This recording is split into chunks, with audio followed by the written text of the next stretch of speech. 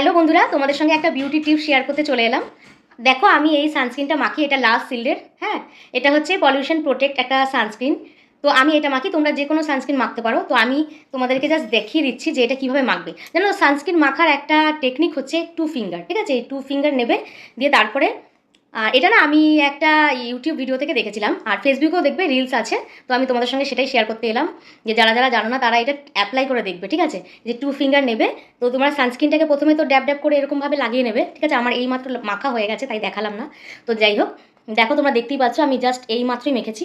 যেরকম 2 ফিঙ্গার নেবে, তো এটাকে না এই 2 ফিঙ্গারটাকে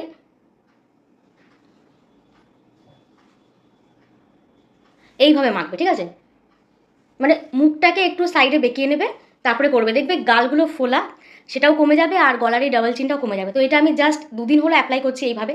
ভিডিওটা দেখার পর থেকে দেখা যাক কী রেজাল্ট আসে, তো সেটা তোমাদের সঙ্গে পরে কিন্তু শেয়ার করবো। তো যাই হোক, এইটাকে এইভাবে করবে, ফোরহেডটাকে এটাকে এইভাবে করবে, এইভাবে তো আইগুলোকে করে নেবে, আর মুখের এই গালটাকে এইভাবে এইভাবে করবে। ঠিক আছে,